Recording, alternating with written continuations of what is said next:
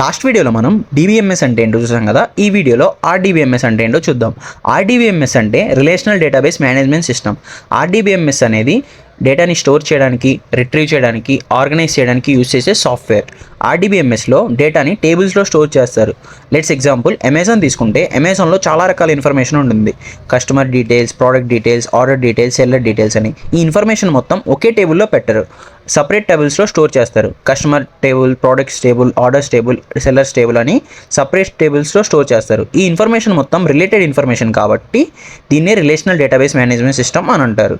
డేటాబేస్లో చాలా ఇన్ఫర్మేషన్ ఉంటుంది కాబట్టి ఈ ఇన్ఫర్మేషన్ ప్రాపర్గా ఆర్గనైజ్ చేయకపోతే డేటాని ప్రాపర్గా ఫిక్స్ చేయలేము, డేటాని మ్యానిపులేట్ చేయలేము, ప్రాపర్గా అప్లికేషన్ వర్క్ అవ్వదు. అందుకే ఇన్ఫర్మేషన్ని స్ట్రక్చర్గా స్టోర్ చేయాలి, రిలేటెడ్ ఇన్ఫర్మేషన్ని ప్రాపర్గా ఆర్గనైజ్ చేయాలి. అందుకే ఆర్డిబిఎంఎస్ అనే సాఫ్ట్వేర్ని యూజ్ చేస్తాం. పాపులర్ ఆర్డిబిఎంఎస్ సాఫ్ట్వేర్స్ వచ్చేసి MySQL, PostgreSQL.